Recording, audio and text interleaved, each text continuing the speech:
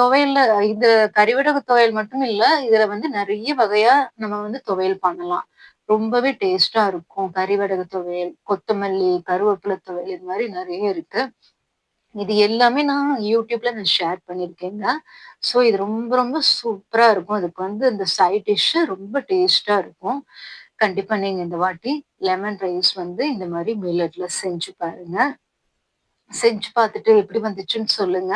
ரொம்ப ரொம்ப சுவையா இருக்கும். இதுக்கு அடுத்த வீடியோ ரெசிபில வந்து பார்த்தீங்கன்னா, நான் உங்களுக்கு வந்து இந்த துவையல் ரெசிபிய நான் ஷேர் பண்றேன்.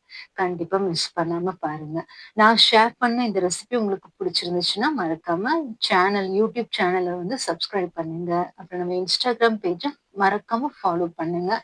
இந்த ரெசிபி உங்களுக்கு பிடிச்சிருந்தாலும் மறக்காம லைக்கும் பண்ணுங்க, கமெண்ட்ஸும் ஷேர் பண்ணுங்க. உங்க கருத்துக்கள கீழ பதிவிடுங்க. தேங்க்ஸ் ஃபார் வாட்சிங். நன்றி, வணக்கம். நான் இன்னொரு சூப்பரான ஒரு ரெசிபியோட நான் உங்கள மீண்டும் சந்திக்கிறேன். நன்றி, வணக்கம்.